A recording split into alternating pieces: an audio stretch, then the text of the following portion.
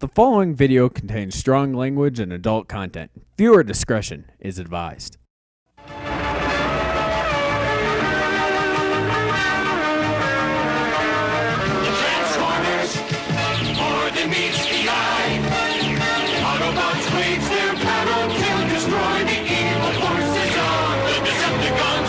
The Transformers, robots in the sky. The Transformers, more than meets the eye. The Transformers. Hello, I'm Will, and today we are going to take a look at Michael Bay's Oscar-nominated Transformers trilogy. What can't you say about Transformers? To me, this series epitomizes the worst aspects of modern cinema. The focus on special effects and action set pieces over story and character development, choosing to have explosions instead of basic emotional connectivity, the blatant product placement, the annoying comic relief, the pain-inducing racial stereotypes. Read? No, we don't really do much reading. Stop making Song of the South look sensitive. Oh, yes, the head. Gotta have the head. Gotta get the head right quick. Need about this much tar. Yes, just about this much. These films are loud, obnoxious, overly long, and completely inappropriate to their 7-year-old male target audience. Directly below. Enemy scrotum. Nice. Seriously, I'd hate to see the mind that came up with this steaming pile of canine feces.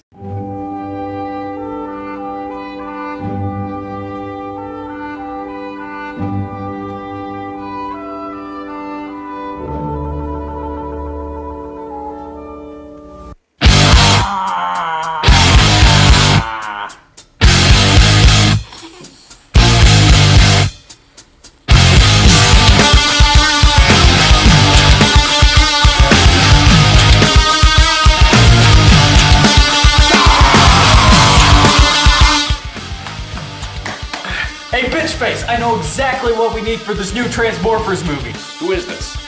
Shut up, you fucking cockroach! We need action, lots and lots of action. Everybody likes action, so like a Black Hawk helicopter will come down and go and it'll punch Bumblebee right in the goddamn face, and then there will be explosions, lots of explosions, like an aircraft carrier go. And a love story. People like a love story. So love story, you know, and boobs, boobs, and tits and ass, and tits and ass, and tits and ass, and tits and ass. Sir, you seriously need some help.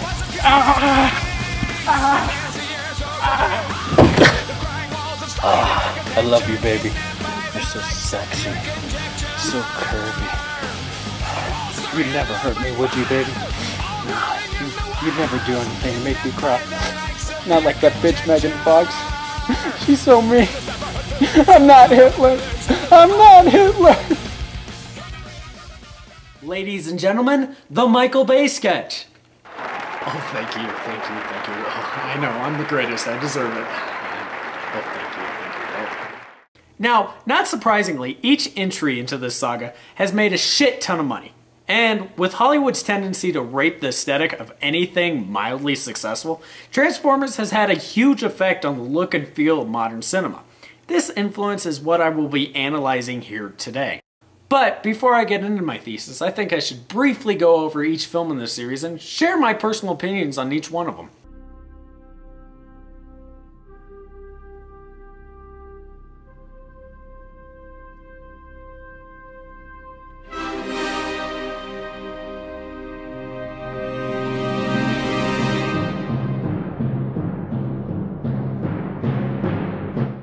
Crap. Biggest load of crap I've ever seen.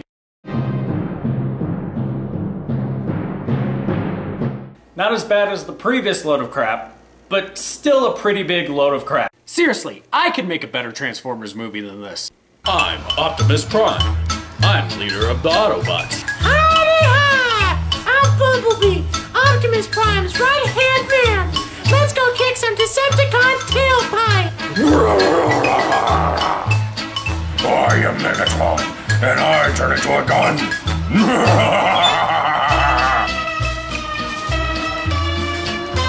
You turned into a gun? That's totally gay! Okay, maybe I can't. Although influential, Transformers is not without its influences. At its base, it's a Steven Spielberg Iron Giant boy meets alien flick, although not as heartwarming.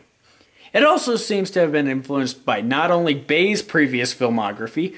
Much of the film has elements from Bay's experience doing automotive and lingerie advertisements, but from the disaster films of Roland Emmerich. But I do think the film has its own unique aesthetic, and I think that can be mainly attributed to the character design and creation by Industrial Light and Magic. And hats off to ILM. They did a fantastic job. I mean, as a special effects reel, these films are absolutely brilliant. I mean, some of this shit is really fucking cool.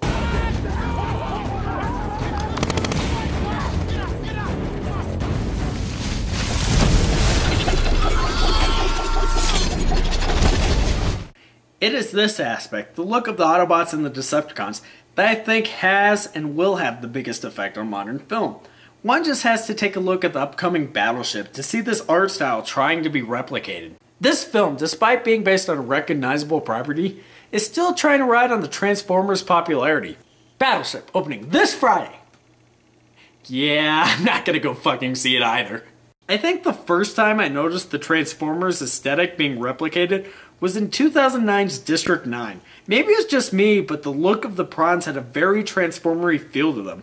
This comparison is only strengthened with the introduction of the mech near the end of the film. I mean, this thing looks like it belongs in Transformers. Another movie that kind of reminded me of Transformers was this year's highly anticipated, yet ultimately satisfying comic book flick, The Avengers. I mean, just look at this clip from the trailer. Guys, I'm bringing the party to you.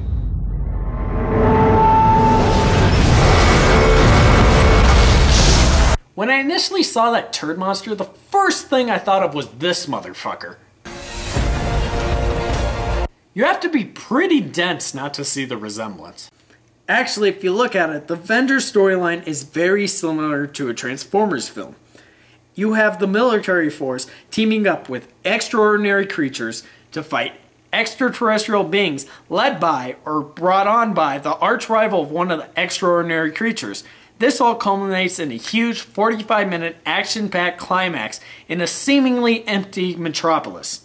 The major difference, though, between these films and Transformers is that although similar aesthetically, at its base story level, District 9 and Avengers have really good solid narratives. I mean, District 9 got nominated for Best Picture. But what happens when you have a film that, instead of taking the good elements of this series, draws inspiration from the catacombs of the horrible landfill of repugnant garbage that Bay and Spielberg produced? Well, then you get Act of Valor. Seriously, folks, Act of Valor is the single worst movie I have ever seen. Although lacking in alien technology, Act of Valor, like Transformers, has glory shots of military vehicles, focuses on awesome action set pieces over creating strong or at least mediocre characters we actually care about. It has obnoxious editing like a Transformers flick and ends with an inspirational ending speech followed by a remotely catchy song that's supposed to make us feel patriotic despite no previous events in the film inclining us to feel so. I'm sorry, but an American flag and a Keith Urban song doesn't automatically make me want to sign up for service. But my opinions on Act of Valor are for another video. We need to focus on Transformers. Now, is the fact that these films have had that much of an impact on modern cinema necessarily a bad thing? Short answer, no. Well, as long as we take the elements of these films that are good and actually work and leave out the undesirable ones. The evolution of film should be like the evolution of a species. Only the desirable traits should survive. Now, to be honest with you, my initial thesis might not even hold that much weight. Two of the films I mentioned, The Avengers and Battleship, also had their effects done by ILM, as well as Star Trek and Terminator Salvation, which also has its Transformers-like elements. So maybe it isn't as much film influencing film, but the natural progression of an effects studio style. But I do think with the popularity of the films ILM is associated with, the look of future blockbusters will be affected for better or for worse. Our responsibility as film consumers is to give our support to the movies we like and express our disdain for the crap we dislike. If we are going to give our hard-earned cash to these movie studios, we should expect a quality product. It is the God-given right of every sentient life form, human or alien. Freedom isn't free. God bless America. Lock it down on a box. Hold the line. Hold the line. Autobots, roll out.